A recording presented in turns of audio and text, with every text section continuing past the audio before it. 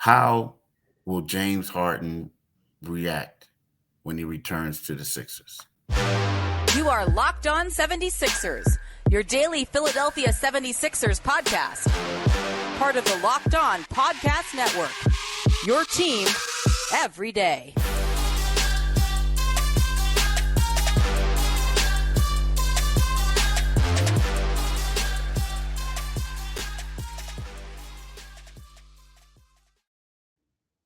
Thanks for making Locked On 76ers your first listen every day. We are free and available wherever you get your podcasts and on YouTube.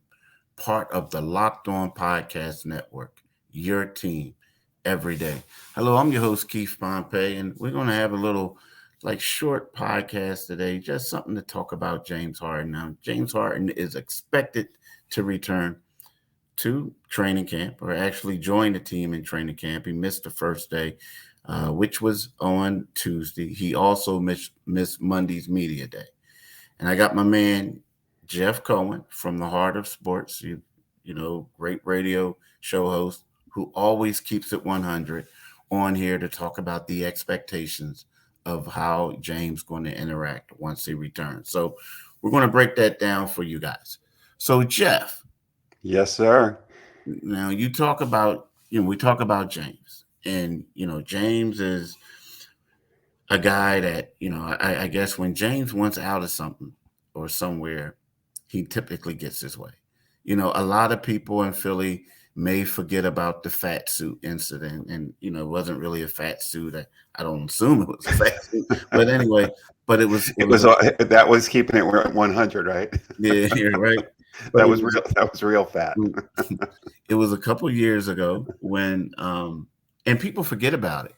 I mean, people here forget about it. Who forgot about it? Well, I would say that so I think that in the minds of a lot of fans, they basically, when they get a player of that magnitude, especially here, sometimes you forget about past discretions. Now, you may remember what happened in Brooklyn, but then you make it seem like it was a Kyrie situation. The guy just wanted to get out of here. And then you don't really remember what happened in Houston. Now, you know that he forced a trade in Houston, but you forget about how it went down. You know what I mean? Because when you talk to people about it, oftentimes you get, oh, really? I didn't know that. Or, oh, really? I forgot. And when I'm talking about what happened is when, Daryl Morey left, Mike D'Antoni left, the coach.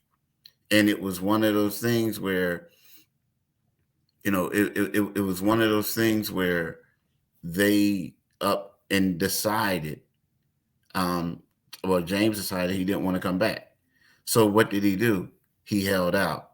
And then, but there was always video of him or stuff like that where he was in a different city while the team was practicing or in training camp. And when he finally showed up, he was extremely disruptive. He looked like he gained a lot of weight, right? And the reason why I ever says a fat because then when he went to Brooklyn, he looked like he was, this normal weight, right? So he is one of those things. So now when we look at this, I ask you, there are reports and people saying when this guy gets here, he's going to be disruptive. That's what they're saying, right? He's going to be disruptive. I don't know how he's going to act. I mean, I don't, because you figure if this happened 2 years ago, basically, essentially, 2021, 3 years ago in Houston, and then the way you left Brooklyn, it comes a point in time where you're not going to get the benefit of the doubt if you continue to do it. But I'm under the impression that you think it's still going to happen. Disruption? And Keith, he doesn't even have to do anything to be disruptive at this point. You just went through a quick history of it, but think about it. He was in his beloved Houston and just didn't want to play there anymore. Showed up at bars and places outside the city while his team was practicing. Showed up out of shape. Got to Brooklyn. Didn't like it there. Then he decided that that wasn't going to work and became disruptive. He came here. Last season, all we heard was at the end of his contract, he's going back to Houston. Houston didn't want him. And what did he do at the end of the season? He was disruptive. He was disruptive in the playoffs by not showing up for that last game. He quit on his team. A lot of people saw that and said he quit. And if you look at his way out of Brooklyn, what did he do out of Brooklyn? How many points did he have in that last game?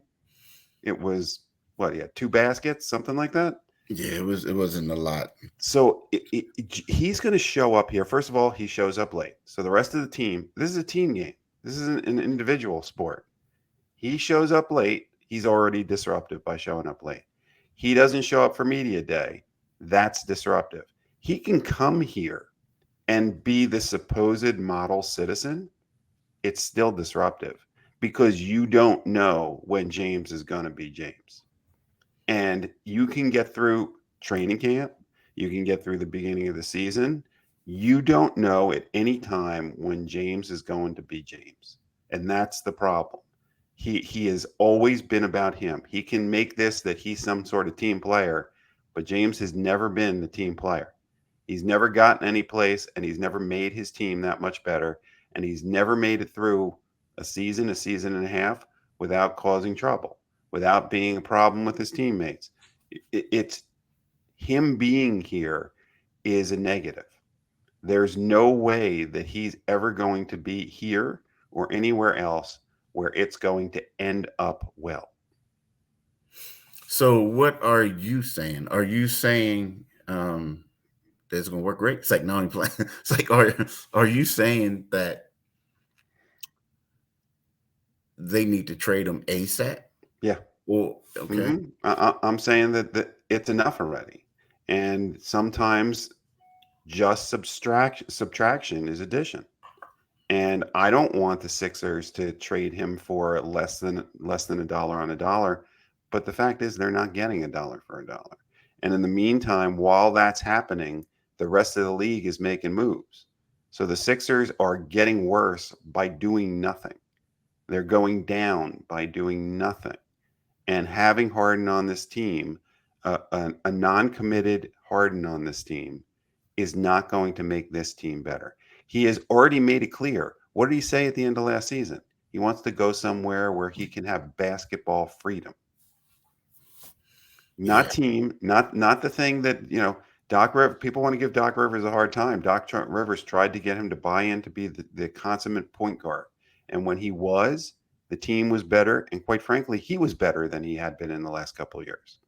But he's made it clear that's not what he wants. So what makes you think he's going to show up in Colorado and all of a sudden say, you know what? I saw the light.